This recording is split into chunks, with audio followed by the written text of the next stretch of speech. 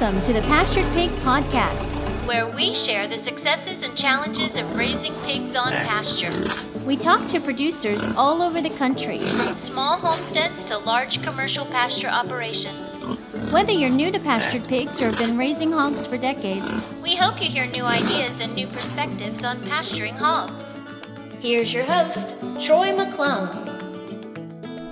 Hello, everybody. Welcome back to another episode of the Pastured Pig Podcast. This is actually the 100th episode. Everybody go, yay! Whoa, ah. Applause, applause. You know, if I wasn't cheap, I would buy some nice sound effect here to drop that in. But no, this is our 100th episode, and that's a pretty big benchmark. I got to say, I wasn't surprised. I was very surprised. I wasn't sure I could make it this far. That I would have enough ability to stay focused on something. I'm kind of a squirrel when it comes to projects and moving on to different things. If you watch our channel, you see that because of all the unfinished projects I have. But that and just, of course, running out of content. But you guys have done a great job keeping me going with content, whether it's ideas or just coming on for interviews. Really appreciate that. So I just want to take this time to just stop and say thank you to all y'all that have listened, all of you that have given us feedback, and especially those of you all that have decided to sponsor us with Patreon support. So that $5, $10, and $15, whichever you choose to do a month, has just helped dramatically. And it's allowed me to justify, taking as much time as it takes to do a podcast, but also covering some of the expenses. And again, as we had promised in our rollout of those membership positions, that once we reach a certain point, we'd have our website, then we'd have our directory. So we're keeping along with that. There's more that I want to do. Just have to, of course, find the time and dedicate the resources to doing that. But anyway, let's get on. Talking in the same lines of talking about Patreon, we had a really good all members live chat last week. And we recorded that, and that's available in the Patreon wall. But I think we had as many as, I think there's 7 of us total. And we had a really good discussion that kind of centered around feed handling and storage and how we manipulate feed to and from, buying in bulk and all that type of stuff. Had some really good ideas. In fact, Chuck Lewis from Sheridan Park Farms shared one of the systems he uses, and I was really intrigued by that. In fact, I'm looking into those. So maybe ordering some of those. I like those setups. So if you want to be a part of that, of course, just all you have to do is support Patreon for the lowest amount, and you can be involved in the all-tier, all-group chat. We do that about once a quarter, and so we'll have another one coming up this spring. As far as, what else I have on my list? My list, I have our Facebook group. Man, it has really been taken off here in the last week or so. I'm getting requests faster than I can respond to them. And I got to say, there's an opportunity there, just as anything online, for people to take advantage of that. So we've had some squatters. We've had some people trying to do ungodly and unnatural things on our group that I've had to weed out. So if y'all are in that group and you see somebody selling timeshares or trying to get you to apply for a job or something like that, please just let me know, notify me, and we'll burn that as quickly as possible and ban those people. But if you've asked to join legitimately and you have not answered the question correctly, then I'm going to not accept you. So if you choose not to answer the question, I won't accept you. If you answered incorrectly, I won't accept you. Now, I know it's not very fair for somebody just starting out. They may not know the answer to the question. And you may think, Troy, what is the question? Well, the question is, what do you call a mama pig or a female? I don't even remember what the heck I wrote. Yeah, what do you call a female pig who has had a litter of piglets? And you would be surprised the answers I get. But there's a simple answer to that. And if you're listening to this podcast and you've already made it 4.5 minutes in, then I know you're not a squatter, and I know you're not trying to do bad things to the group, at least to say. But the answer is sow, everyone. Sow. So a female pig that has had a litter is called a sow. Not a gilt, not a mama, not some of these other crazy answers. But it's funny. I can see by the details of people asking to join the group when they put the wrong answer, then I can actually look at their profile. It's like, oh, okay, that person's obviously not even around here, and they're just trying to get access so they can do bad things. So that's why we're doing that. But I know that's not going to completely block people. As soon as somebody in that entire community figures out what the correct answer is, then I won't be able to identify who's up to no good and who isn't. But again, just ask for your help to weed those people out. Just send me a note, tag me in that group, and we'll make sure we get them flushed out of there. But some good discussion going on there. And I think we're creeping up over 500 members now. So pretty cool. All right. Well, today I thought this was, in my mind, it seemed like this was going to be perfect timing to say 100th episode. Let's get Carl Blake on here to be our 100th episode guest. It just seemed fitting. And you guys may wonder, well, Troy, what's your connection to Carl? Well, I've never met Carl personally, but when I started the podcast and tried to get the word out about what we were doing here, Carl graciously let me use his platform, his group, Pastured Pigs for Meat and Profit Facebook group, which is like 15,000 members. And he graciously allowed me to promote the podcast on there. And I really attribute that opportunity to just getting the traffic and the podcast growing as quickly as it did.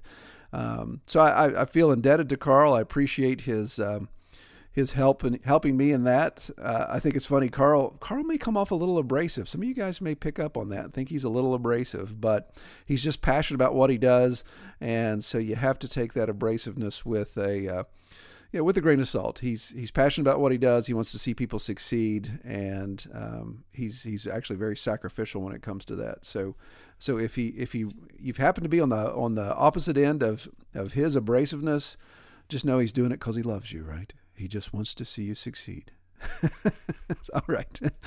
All right. Well, without further ado, the whole point in saying that is, so I thought it was a great idea to have Carl on here for the 100th, but we actually recorded this podcast episode right before Christmas. So that's, in Carl's world, that is the variation of years and years of things that have transpired, because what he's going to talk about in this episode are things that he's rolling out. Well, they've been out, and now he's ready to do the next wave of things rolling out. So I can't keep up. My recording schedule cannot keep up with the innovation that Carl is doing in our industry. So it just shows you how much this cat's got stuff going on and how he stays busy. So one of these days when I grow up, I want to be able to be as energetic as he is. So I'm going to jump right into his discussion, but just know that what you're going to hear is still all valid information. It's stuff that is out there and readily available, but you may want to check out his website to see what else he's got cooking. All right, let's talk to Carl. Good morning, Troy. Welcome. All right. I appreciate your having me on the show. Well, I appreciate you coming back, man. That's great. So, goodness, we could obviously dive right into things, but for people that maybe are new to the podcast, don't know who Carl is, Carl has a very storied history in the pastured pig world. And not only he is a raiser or a breeder, he's got credited of being on national television when talking about pigs. He's got a restaurant. He produces products. There's just all kinds of things that Carl's got going on. So if you have any questions about who Carl is, we won't spend much time getting into that, because you can go back to some of our old podcast episodes, or you can just Google him. But we're going to talk about what he's got going on right now, because he's got about 5,000 pans in the fire. But I want to talk specifically about a new product he's rolling out, his freezers. And I think that's just an incredible product to offer to us small farmers who are moving a lot of our product around to go to either farmers markets or pop-up markets, those type of things. So Carl, first of all, tell us a little bit about this new product that you guys have rolled out. Well, the neat thing is that all of the crazy stuff that I've been involved in terms of, starting our own pig breed and recreating one and doing all kinds of crazy things like that. Helping farmers has been one of our number one aspirations for, since we started any of this stuff. But the group that we have, Pastured Pigs for Meat and Profit, was developed specifically to help farmers develop their pigs to make profit, to try to stay in business, to be in business next year, to be able to help out all the newbies that want to come along because the only way we're going to be able to beat this pork industry is in mass numbers. And I'm happy to say that there are so many successful pig farmers out there now doing just that.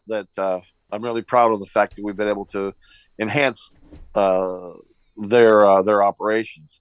And one of the things we do is I've developed a lot of tools, a lot of things. I make a specific tool that helps castrate pigs. Yeah. I mean, I got a lot of women that use that, and they just can't believe how easy it is and how well it really helped them. And they went from 8 hours of castrating pigs down to 30 minutes, and they're so excited because they were able to get it done by themselves. But I make a lot of other tools too, accessories and things for the farmer. And the biggest problem we had when we started doing pigs was, how do we get them? How do we transport them? How do we get them back and forth to the processing center? How do we get them to the farmer's market? What's the best way to display our meat besides having it with the advent of COVID? You don't want people diving around inside your freezer chest looking for a set of pork chops. So one of the biggest problems we had was trying to make it cool. So my evolution was, I kept looking for, I built a special box. It was really heavy, but I built it. It would hold 6 whole pigs, and it would fit in the back of my truck. We had a lift that would take it right out of the truck. I mean, there was all these things I built to try to solve this problem. And the standard resolution is to take a freezer, chest freezers, and load them all up on a flatbed and take them all to a farmer's market, then try to plug them all in. There's all these ways, but then now we see that there are actually farmers markets in the country that are telling farmers they can't bring chest freezers anymore. That's not a valid method of displaying the meat and holding it for them, so they're making it even harder for us to try to do the business that's already hard enough to do. Right. So what I've done is I finally came across a box that was being made that it's called the Blue Cube. It's 4 foot by 4 foot by 5 foot. It has about 27 cubic feet of space in it. But the cool thing is, it's 110. You can plug it in with an inverter into 110, or you can plug it right into your vehicle, right into your 12 volt, and it'll keep your meat at minus 10 below. Wow. I've got them, and I've been testing them and tearing them apart and making sure that we know what all the parts are. And so what we've done is we've been collecting spare parts. We've been collecting boxes. We've been building this up so that we could offer a solution to not only this Blue Cube. It's not like a chest freezer. It's not like any of the other freezers, because it actually has slides or shelves in the inside, so you can put pork chops on the top, chicken on the second row, beef on the third row. You can put all your other specialty meats and stuff on the 5th and 6th row. But the neat thing is, it slides right into an SUV. Yeah. You can put this thing right into an SUV and plug it in, turn it on, and you got an instant freezer in your SUV. You can put it in the back of your truck. It's got special detents in it just for a skid loader. Pick that thing up any way you want, turn it around, put it in your vehicle, take it out of your vehicle. You can put hooks on it, lift it in and out. There's so many different ways to make it so that it's convenient for the farmer. Yeah. And so it's got an amazing system in it. That thing gets cold so fast, and it's below zero. Yeah. So you keep all your meats in there. So that begs the question of of some of the thoughts and questions we have. Well, gosh, this is great for farmers because they can take it to farmers markets. They're stackable. You could have 2, 3, 4 of them if you wanted to. You can stack them all in the vehicle. But the neat thing is, if you wanted to, as a farmer, you could take these boxes and lease them out. You buy a box, you fill it up with meat, you take it down to one of your vendors. You got a grocery store, for instance, or a restaurant. Well, rather than having to have all this extra freezer, cold storage space, or whatever, you could drop one of these right off, full of your meat. As soon as it's empty, you bring back a new one for meat. All you got to do is just keep a steady stream of meat going to these people. The boxes are designed to be they're really rugged. It's made out of a plastic, but it's also injected with close foam insulation, so it's got an R factor of R24. Oh, wow. So it's very cold. Keeps your materials in there very cold for a long period of time. But with that in mind, since I do this stuff, I mean, I'm constantly doing something new all the time. What I've done.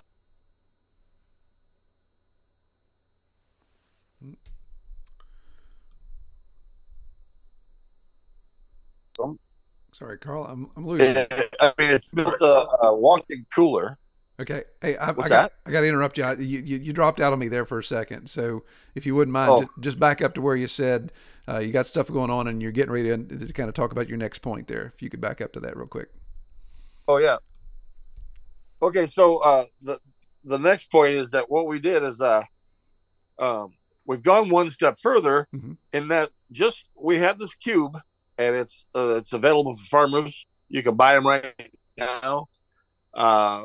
But the thing is, we went one step further, and now I have the equipment, the evaporators and the condensers, and 12 volt and 110 volt, 220. But we can take these things, and we can take let's say you decide to build you want to build a do-it-yourself kit, freezer out in your back, a walk-in freezer outside, or a walk-in cooler. Mm-hmm. Well, we can give you all the equipment and supplies and tell you exactly how to do it. You can add the evaporator, the cooler right to it, and plug it in, and boom, you got a walk-in cooler. You don't have to do the cool bot thing. You don't have to do any of that stuff. We can actually help you take and retrofit a walk-in cooler of any size or style that you want, and make it a cooler as well. So it doesn't have to be a freezer, but we can do both. Now, we also have other boxes that are bigger, that are larger. For instance, we've actually taken and converted semis over, converted vans into freezers. So we have a lot of options now to be able to help and assist the farmer in any number of ways to try to help solve this problem of maintaining their meat. So, and I'm going to tell everybody, this is really key, Troy, that you don't look at the meat as just being meat in your freezer. It's your savings account. Right. Your meat that's stored in that freezer is your savings account. And that's what you're going to be making your money off of for the next 6, 7, 8 months or a year or whatever it is. That is your savings account. So the minute that savings account takes a hit, which I will tell you personally, I had a freezer. I had boys helping me, and the boys weren't very good at it. Left the doors open. It was a problem. Yeah, that's a big loss. I lost $8,000 worth of turkeys and about $10,000 worth of pork because he left the door open. Yeah, and we didn't go and get any more out of there for at least a week. And by that time, everything was totally destroyed. And so that led to another revelation where all of our freezers and all of our stuff comes with a option to buy a unit that is hooked to the internet, and it can be hooked to anything, your phone. It can be hooked to any Wi-Fi. It's an actual true Wi-Fi client. Connects up, and it actually tells you if your freezers are not cold, if they're cold. It tells you what they're and it tracks their cold temperatures throughout the day. That is awesome. So, good morning, Troy. Welcome. All right. I appreciate your having me on the show. Well, I appreciate you coming back, man. That's great. So, goodness, we could obviously dive right into things, but for people that maybe are new to the podcast, don't know who Carl is, Carl has a very storied history in the pastured pig world.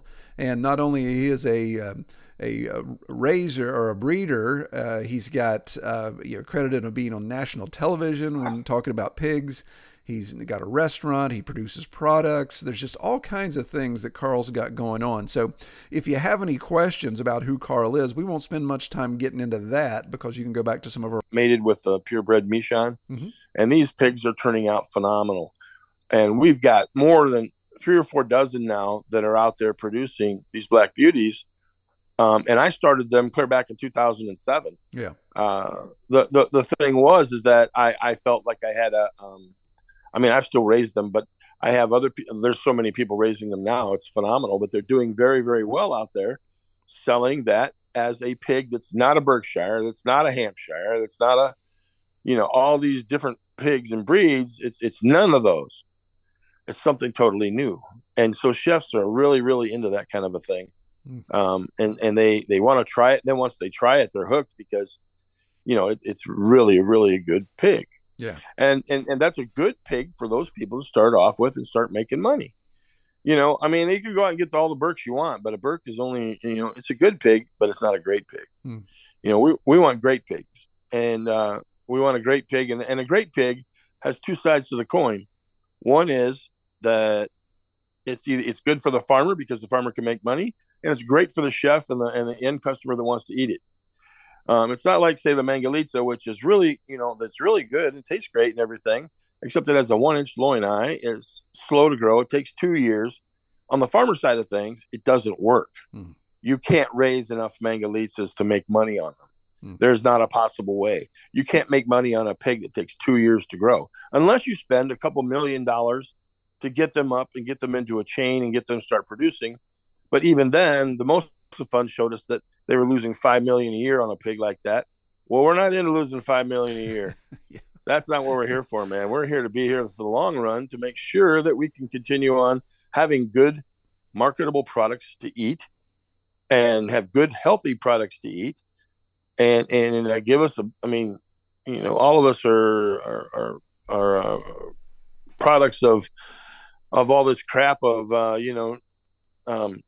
eating the wrong kind of fat, polyunsaturated fats, and we're all kind of at the mercy of all these people now producing all these animals. But we're trying in our little bitty corner of the world, and just like you are, Troy. You're kicking ass with your podcast, and you're reaching a lot of people. I'm really surprised, and that's why I really appreciate the work that you're doing too, because you took your little niche and you're kicking it in high gear, and you're standing right up there and doing a lot of things that I think are really, really important. And oftentimes we don't get a chance. I don't get a lot of chance in our group to answer questions, more than 2 or 3, 4 or 5 sentences, and I'm done.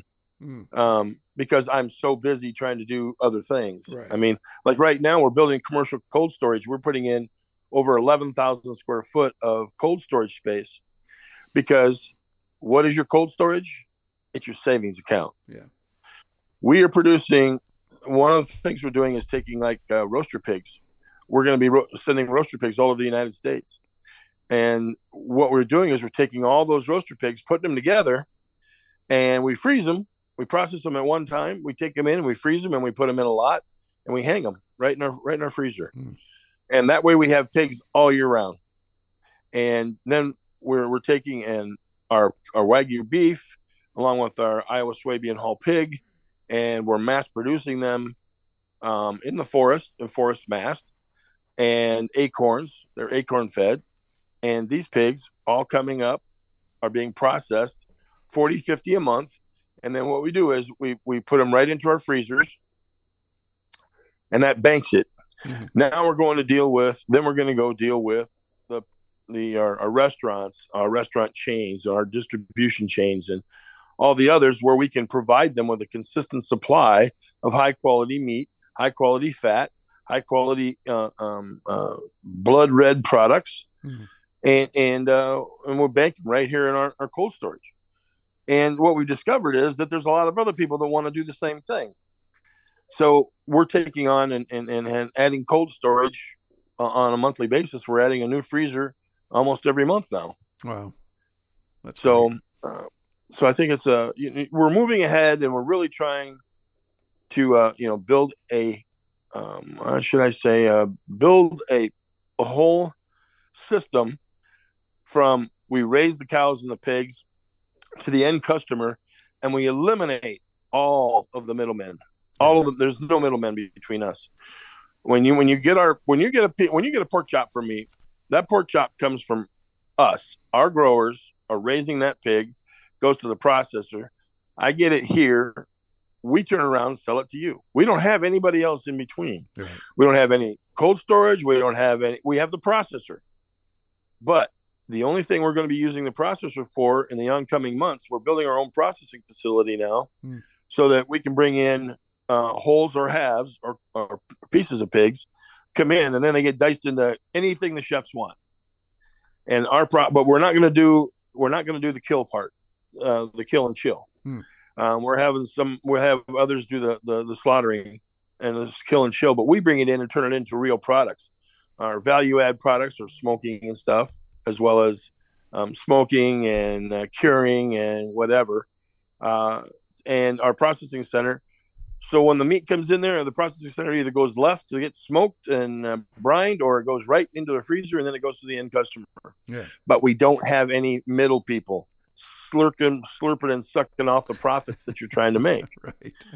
So, which increases your cost, because you have these kind of people that are in there sucking off your profits.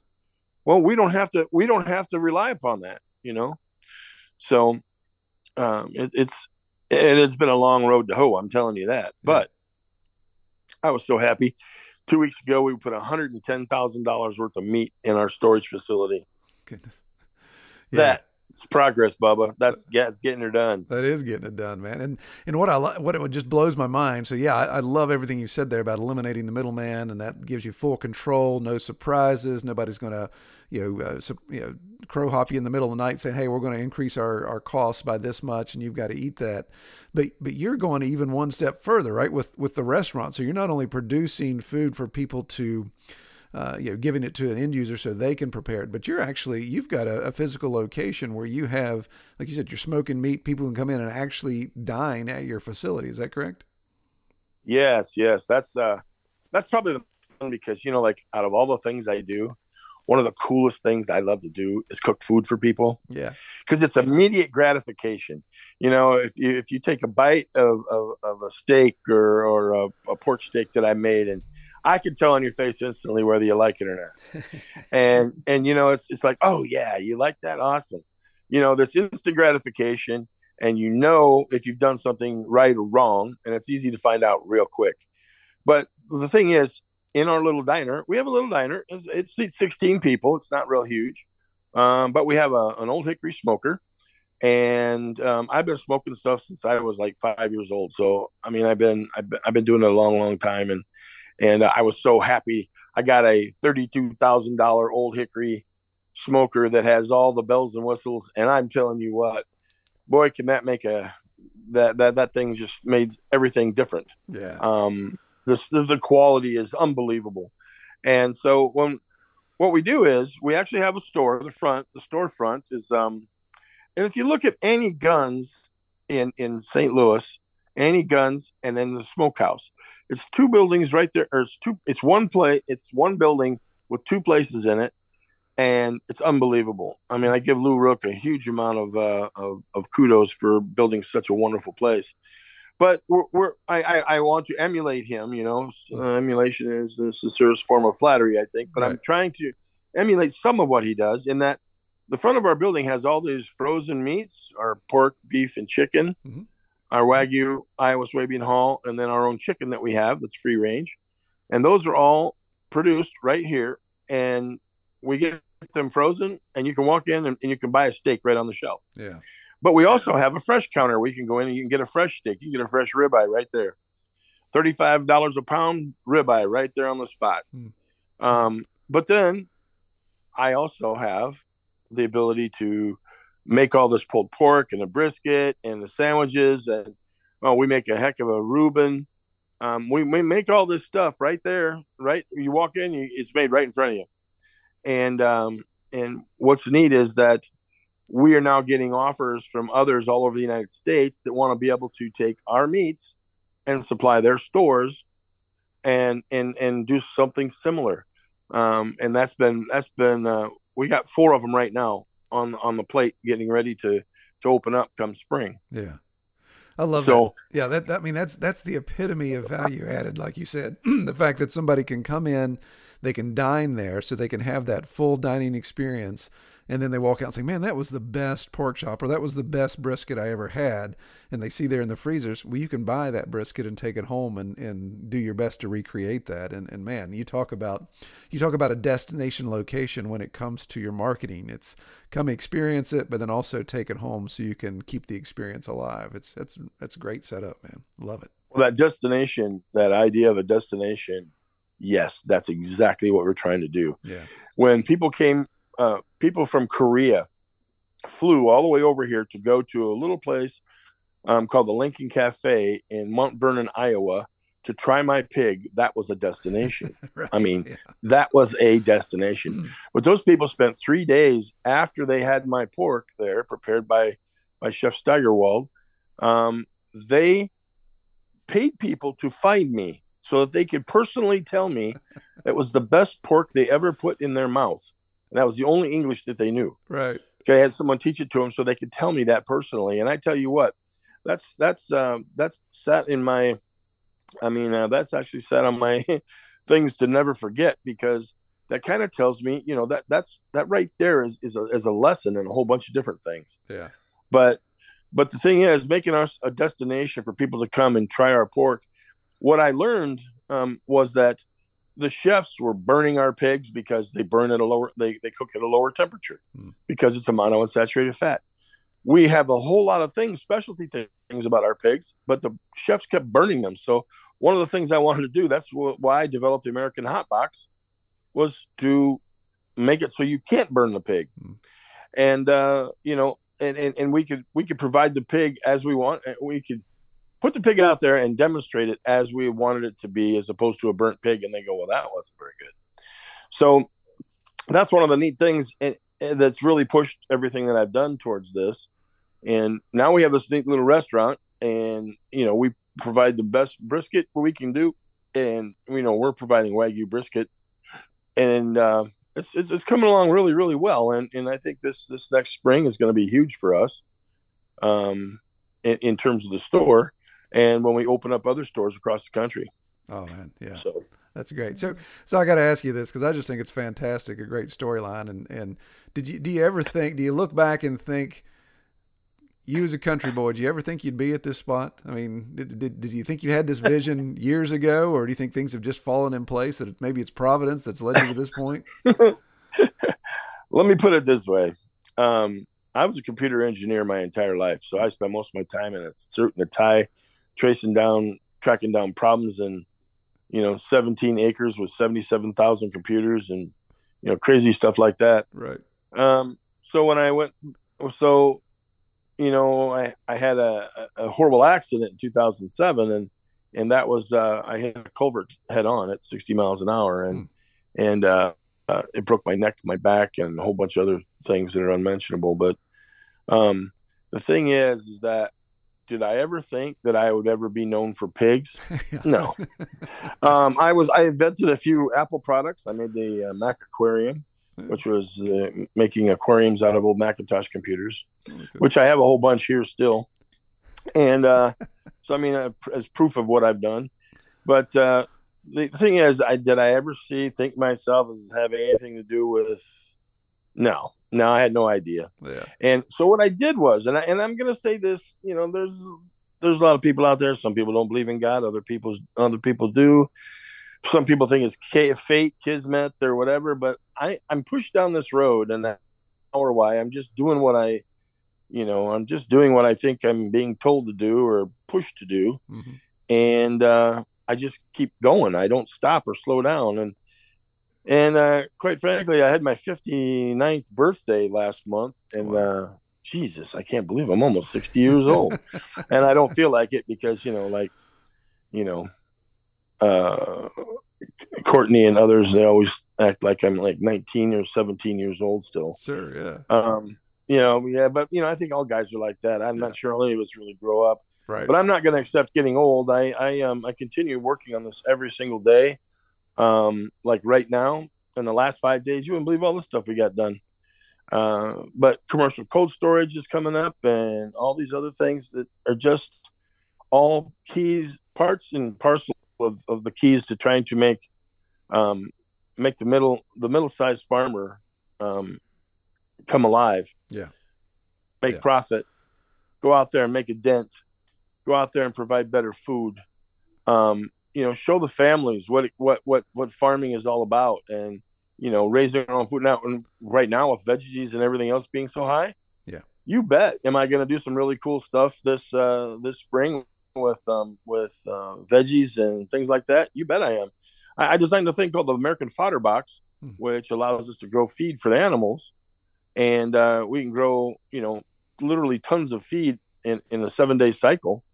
And I now have some growing units that I use hydroponically that we use to grow pot plants. Yeah. I mean, we can grow 10, 20, 30 pot plants at home. Mm-hmm. These are great little devices. They grow, they grow fast. It's really kind of neat.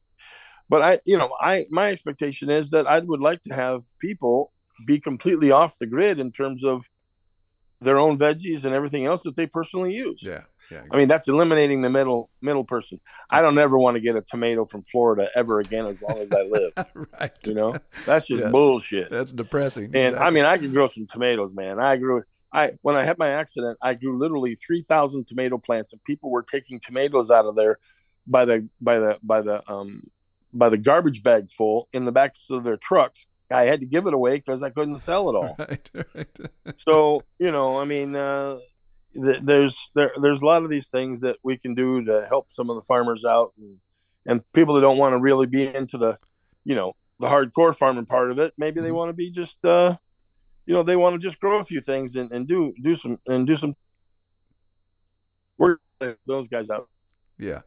Yeah, some self-sufficiency opportunities there, I think, are fantastic. Absolutely, yeah. Absolutely. Well, I want to be cognizant of your time, but I want to ask you one more thing, and actually this comes back to when we had this scheduled. I posted on the Pastured Pig Farm Profit group to say, hey, we got Carl coming on, and now's the time to throw some questions at me. And what's interesting, the questions, there were several good questions that came in, but they all came back to feed, and this is what you mentioned, the fodder system. And I think right now, if you could just take a brief second to explain this time of year for most of us in the United States. Of course, we're going into a dormant period. So we're dealing with a pastured animal, raised in the woods, all those type of things. So forage is going to be diminished a bit.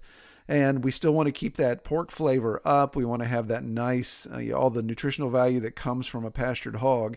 So talk about the fodder system and why that's such a good fit for a dormancy season. Basically, but obviously, it's not just at that period, but why would it be so important to have a fodder system right now, this time of year? Well, here's a real key thing to think about. It's really, really, it can be difficult to look at it all and say, wow, there's just too much information. What you need to do is think about changing the paradigm. You take the animals to the pasture. Okay, you take them out and you put them on the pasture, and then you seed it. You're hoping that whatever comes up is nutritionally dense enough that they get something out of it, and boom, you're doing your thing. Well, imagine taking that paradigm. That's just the way we've always done it. Mm-hmm. To rather than them out there eating everything that's hitting it out in the field, all of a sudden now you're bringing them a highly dense, highly nutritious, very tasty pasture to them every day, every single day. Yeah. Keep in mind that you now have the pasture. Your first paradigm is picking out to the pasture. We've actually seen animals go out there and try to eat that pasture, and they still die of starvation because there wasn't enough nutrients in what they're trying to eat. Right. And you'll see one set of cows be skinny as heck and another set of cows not be. You'll see sheep that look like they're mangy mutts, and then you look into the next farm, and all of a sudden you got these beautiful lambs and these sheep that just look like unbelievably good, and find out that they're being raised on fodder. Mm-hmm. So the thing is, if you can bring that, fodder is nutritionally dense from the minute you serve it until it's eaten. Okay, it's not like it's a dry thing. It's not dead like alfalfa is dead. The fodder is alive, and it's alive, and it has enormous amounts of vitamins, enzymes, and minerals in it that allow it to eat more of the biomaterial that it's eating. It allows them to utilize more of what they eat and get more out of it with less energy, mm-hmm. which is what we're trying to do. We're trying to put on weight on the animal. We're trying to make sure that the fat isn't gross because they ate, a bunch of soybeans and corn and fast calories. You're looking at it because that fodder, whether it's wheat or barley, doesn't matter what your base substrate is. You can add a whole bunch of other seeds and everything to it to make your own mixes. And I made my own mixes for pigs and for cows and for chickens. And, we developed all kinds of different methods for that. But the thing is, at $91 a ton versus $450 to $700 a ton, and I've seen it upwards of $1,000 a ton for some people in some parts of the country, mm-hmm. to get pig feed at $91 a ton, and you grow it yourself every day, man, you can't beat that. Yeah. You cannot beat that. And the vitamins and enzymes in fodder is just unbelievable, because it's a live product. You're eating it, and they're eating the roots too. Right, exactly. So when they're out there on the pasture, all they get is the greens. They're not getting the roots. They do get some of the roots when they're eating. If you watch a cow, I mean, I had to sit down and do this, but I watched a cow. I watched horses. I watched rams. I watched all of them graze. They get a certain amount of the root mass, because that's why you have to keep replanting. But in a fodder system, they get all of the root mass. Yeah. That's where all of the goodies are. And what's neat is you can, and I love to do this, I'll walk right up to my fodder machine, open the door, reach in, snatch a handful of fodder out of there, and I start eating it by the roots. Right. I mean, wheat and barley are really, wheat is really, really bitter. I mean, the first time I had some gal tell me, hey, you have this wheatgrass thing. Right. This smoothie thing, and I took a drink of that, and I'm like, Jesus, that's horrible. Right. And I'm like, I thought that was going to taste good, and she's like, well, it does. I said, nah, that doesn't taste for shit. And so I was like, well, we could fix that. So that's when I started utilizing our barley and our wheat. We started utilizing the root mass in there, and the root mass took that edge right off of that bitterness. And boom! Now you can eat it. Yeah. Now you can eat it, drink it, or whatever, and it's really, really good.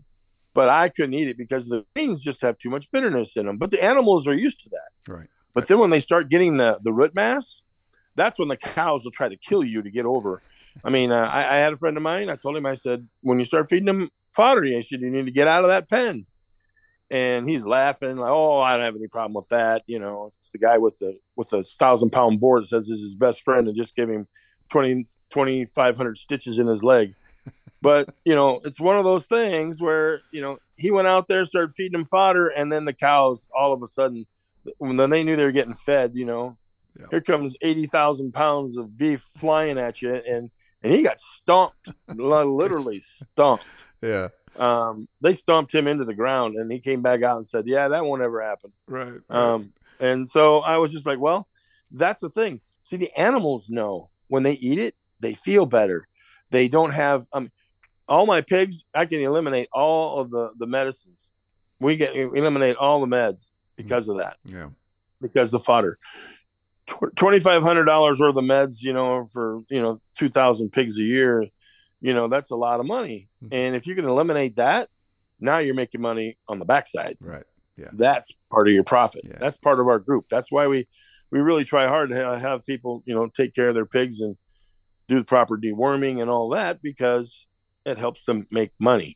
Yeah. And those are all important key things. And when you add them all up, the little things add up to big things. Exactly. Yeah. And that's where, it allows us to help and try to continue on. I mean, that's why I still answer questions at 2:00 in the morning if somebody calls and some gal's calling and crying because her pig is doing this and that at 2:00 in the morning, and she doesn't know who to call, and her husband's at work and he's doing a third shift job. And I mean, I love to help all those people. Yeah. I mean, I do that on a daily basis. So we try to help them, by pushing them in the right direction. And the fodder systems, one of the things about the new fodder systems, I'm developing a new one that will be available in the spring that is much cheaper, will produce more product, and has a lot of new technical innovations that none of the other systems out there have. Mm-hmm. So we're trying real hard, but I had to, since I sold my American fodder box, I had to sign an no-compete clause for 2 years. So I'm just about up, and this spring I will be able to sell fodder systems again. Wow. And what I've done is I've actually been developing and working on a whole new system, and it'll look a lot like the Blue Cube, by the way. yeah, there you go. That's right. If it ain't broken, don't fix it. Yeah. So, but yeah, I mean, it's really key, and one thing I want to say, very important, Troy, is that I was watching the answers. I was watching the questions in your post, and I was seeing what the questions were, and there was Kevin Gull. Mm-hmm. Kevin Gull was answering the questions on the feed ratios and stuff like that. And what I really want you to know is that Kevin Gull, he is, he's a really amazing guy, for one thing. He knows more about pigs and forgot more about pigs than all of the people combined in all the 5 pig groups. He may not know anything about anything else, but he knows pigs. Yeah. I mean, he's won hundreds and hundreds of shows, national shows on Durox, and he still has some records that out there that haven't been beat in terms of in the swine world. And he is unbelievable, a font of knowledge. And he won't lead you astray. He just tells you right up front. Yeah. And and he's got kind of he doesn't have a real good bedside manner, but wait a minute, is that the pot calling the kettle black there? Well, isn't that funny? That's hilarious, isn't it? I think it's pig people. Yeah, we all kind of end up that way. Yeah, I don't have a good bedside manner either. But maybe though. I mean, I don't know, but Kevin knows his stuff, and he can give you 10 different answers that could be helpful in one way or another. I mean, he helped me solve a huge problem when I was just starting out with recreation of the Swabian, and it was a huge problem. And he knew it. He knew exactly what was wrong. I solved the problem after I had used 3 vets, went through 3 posts, went through multiple systems, and found out that not a single vet knew what they were talking about. Right. And then I called and talked to him, and he told me exactly what the problem was. And boom, I gave the pigs a shot. Next thing you know, I didn't lose another one. Yeah. But I was, I talked to Kevin, and I spoke about the and he was one of the guys who actually he is the guy who actually saved the Mangalitsa from complete annihilation here in the United States. Wow. And he's the one who was doing all the breeding. And guys don't know that, and he may not want me to say that either. But I think he needs to get some credit where credit's due. I mean, the guy he's good. Wow. But when he tells you that they need to use this percentage and that percentage and whatever, nuts on. Yeah. I mean, he knows what the hell he's talking about. And I just let him take when they start asking questions. I just let him go because he's so good at it. He knows it's so cold that I'm very excited to, I want them to have the best information that they can get. Yeah. And, it's like, I have a lot of other, we have a lot of other pig people too. I mean, our admins in our group, Rachel Lindsay, Walter, Walter Jeffries. Yeah. He's an idiot savant when it comes to pigs. Like I say, but Walter started getting into video and started doing other weird things, and I'm not sure we're all ready for that yet. But, right, yeah, yeah. But I'm going to let Walter go because you never know. I mean, you never know what'll come out of that. But I got to give a guy credit though, like Greg Gunthorpe and Walter. Walter built his own USDA processing facility. Yep. I mean, he built it. him and his kids. Yeah, that's fantastic. I mean, with enough determination and enough crazy, you can make anything happen. Yeah, and that's the thing that I just want to underscore and stress is the fact that we've got these guys and gals that are this qualified and have this much experience and this much input to offer, and they're offering it for free on this group. And that's why anybody listening, if you're not part of the Pastured Pigs from Eating Profit group, man, you got to get on that, because it is a wellspring of information. And like you said, Carl, people are willing to surrender this information that is just, it's their resource of knowledge they have, and they're willing to share it and to guide and to lead. They may, use a velvet hammer instead of a gentle touch, but it's still really quality information. And it's fantastic. It's been an incredible resource. We really try hard we got people that come in and with preconceived notions or things from pet pig groups. They've learned a lot of bad habits and a lot of bad things, and a lot of things that they find out that aren't true when they come into our group, that, they want to hold to that kind of stuff rather than try to learn about deworming and, all the different things that we have to deal with on a day-to-day basis. They bring in preconceived notions, and then we speak the truth to them, and then they're like, well, that's not the truth. Well, go back to the other pig groups. Right. Yeah. But we have people that want to come in. They want to learn mainstream. They want to learn how to make it so that they can make a profit. Yeah. Other people, I don't get me wrong. There's a lot of people in there that raise the midget pigs, like coonies and all that kind of stuff. Well, they're not money pigs, but they do want to raise them for their own use at home and stuff. And they want to know how to take care of them and how to solve problems. And, and so we welcome all those people as well. It's just that when they want to start talking about, well, I'm not making money with my pig because of this and this and this. Well, we've already told you're not going to make money with that pig. Right. Yeah. We told you this last year and the year before that. Then you got then on the flip side of the coin, you got people that'll send me a text and say, oh my God, Carl, we followed everything we've learned in the group. We've implemented everything we've learned here. We're now making money. Our pigs are feeding our family. We're making money every month. We have these things going on, and we couldn't have had our litters if somebody hadn't answered the phone at 2:00 in the morning. Yeah. There's all these things going on that help these people, and we're doing it. Yeah. As you say, we're doing it for free. And I'm not sure why we keep doing it for free, but, and I do that by not having advertisements. And you're one of the only ones that I ever let advertise on our group, because I feel that you're a really important place, no matter whether it's the group or whether it's, in the swine world or whatever. But I feel that the work that you're doing is just as important as what we're doing. I appreciate it. So I think getting the word out there is a big deal. Yeah. And so, but I don't advertise. We don't let people sell a bunch of stuff on there. Every now and then, I'll try to sell a few things on there for us, but that's, I do feel like we need to be able to do something to keep up for our time, but there's no way to monetize it, and I'm not going to. Yeah. So, yeah. No, I think that's great. And just like I said, it's an incredible resource, and it is incredible value for all of us to have. And the sentiment across the board is, you come here, you no nonsense, no BS, but you're going to get good quality information. That's right. Cool. That's right. And to be not kind of, silly and funny, and because I know we have a really weird sense of humor. Most of the pigs people do. Right. Kevin will crack a joke and nobody will get it, except three of us, and then we'll be, But the thing is that that's a big deal, because we're the absurdity of pigs. They're just funny. They're cute. They're lovable. They're all the weird things, but they also taste delicious. Yes, exactly. So it's a whole dichotomy of, good, bad, evil, good, whatever you want to go into it.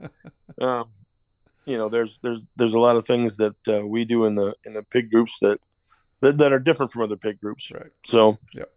Good stuff. And all my buddies, all of my admins and stuff are all members of the other groups, just so they can know what's going on and how they're feeling. And they do answer questions. And I appreciate every single one of them extremely, for putting in their time and effort and really, really helping the group become what it is. Yeah. So absolutely. And so Anyway. Good deal. Well, I don't want to keep you much longer. I do want to obviously give you the opportunity, if people want to know more about the Blue Cube and, of course, all the other stuff going on, do you have a centralized spot where they can go to the internet and find you? Well, I did have I did have it set up with my Blake.net. Mm-hmm. If you go to www.blake.net, I had all of my links and stuff set up on there, but it's not available right this minute. Okay. But by later on this evening or tomorrow, you'll be able to go to www.blake.net, and it'll point you to all the the different different programs like the Blue Cube with Mochill. Our company's called Mochill, MOCHILL.net. Okay. And that is Mochill.net is where we'll have all of our ice cold storage products and stuff. Cool.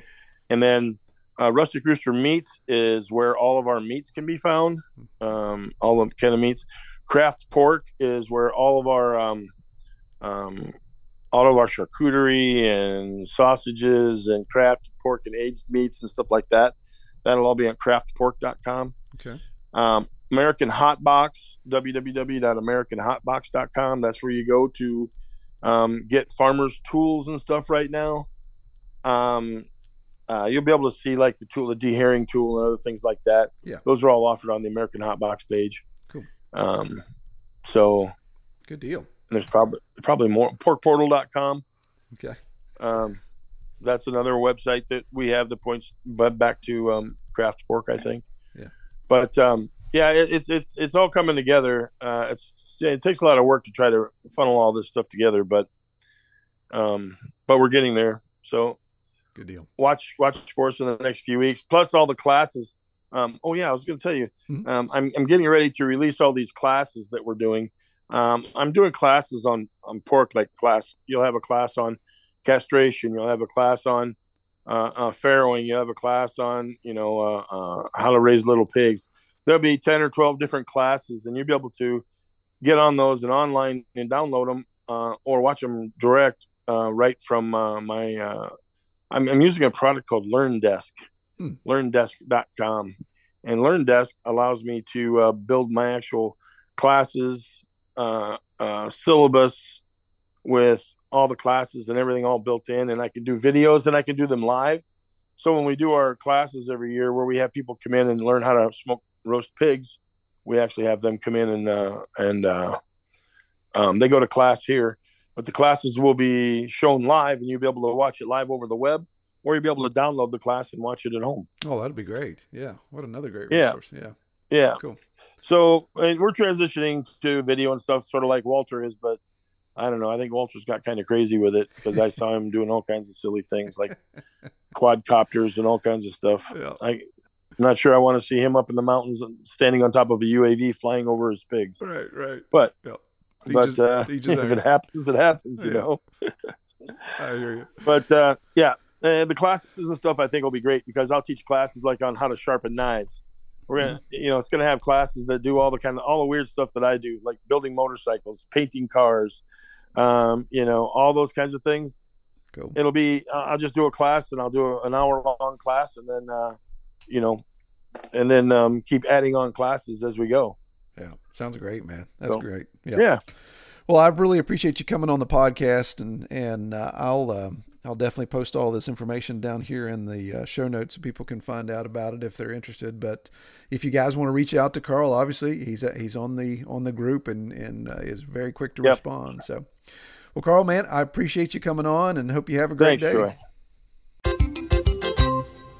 All right, so there we go. There was Carl. So appreciate him giving that update. And again, he's got a lot more going on in the last 3 months. So appreciate that. It was funny. There's a situation where trying to be as productive as possible, I posted, I think, on the group last week that, hey, guys, this week we're going to hit the 100th episode with our special guest, Carl Blake. And, of course, I'm a week late on that, obviously. But what was hilarious is Carl sent me a message. He's like, I am? I've got nothing scheduled with you. What are you talking about? and And I was like, oh, yeah, I probably should let you know. No, it's something we recorded back in December. I said, that's kind of how I've got these things scheduled. And I said, I wanted to save you for the 100th and all that. And he's like, oh, okay, man, scared me. He said, I thought I'd totally missed something going on there, because I think I even mentioned that the podcast would be live like within the next 24 hours. But anyway, so, nice to scare the crap out of him thinking he'd missed an appointment. Well, I appreciate, as I said, everyone. This 100th episode, I think, is a pretty cool benchmark. I don't know what the next key benchmark is. I don't know if it's 200 or 150 or 500. I don't know. We're just going to go. Lord willing and the creek don't rise. We're just going to see how we can keep going with this. Just want to have you guys keep giving me input. I'd love to just get some ideas on what we need to do to expand this and make it even better. And at some point realize it can't just be me either. One person can only do so much. So if there's opportunities for additional voices, then I would like to have that discussion going. But I know there's some really good stuff going out there. There's some stories that haven't been told yet, that some of y'all have been really working your butts off raising pigs on pasture and coming up with new innovations in that area. So if you haven't had a chance to talk to me and you don't even have to want, if you don't mind being interviewed and coming on the podcast, just drop a note. Let me know. If you don't have an issue with just hanging out and talking in a conversation with me, it'll just be recorded for audio, and that's how it goes. So it's pretty simple. There's no surprise questions. I try not to trick anybody or trap anybody with what they've got going on. So just really want to have a casual conversation about what your experiences are in this area. Again, think about supporting us on Patreon if you have not. I know that ebbs and flows. That I appreciate all the people that have supported. Man, there's some people out there that have been supporting since the beginning, and I can't thank y'all enough. And I know I don't want to embarrass people and say their names, but also want to give them credit. So I think at some point we're going to have to come up with a way to really acknowledge those that have been supporting since day one, and those that have also been in for the long haul as well. And I know that ebbs and flows, and that some have to drop support and some can come back. So that's fine. Again, you don't have to be all in all the time. The support helps. It helps me cover the cost of some of the monthly expenses and upgrading as we need to. Hard drives, the hard drive space is taken up by the podcast, all that type of thing. But I appreciate everybody's support. I pray everyone have a great week, and spring is finally here, officially on the calendar. And even today, as I'm recording this bumper, is a gorgeous day, and I hate to be sitting in here looking outside the office window into the pastures and everything that's going on, so I'm going to get off here and go out and play in those. All right. Y'all take care. We hope you have enjoyed this episode of the Pastured Pig Podcast. To learn more about our podcast, or to submit topics or recommend guests for future episodes, visit redtoolhouse.com.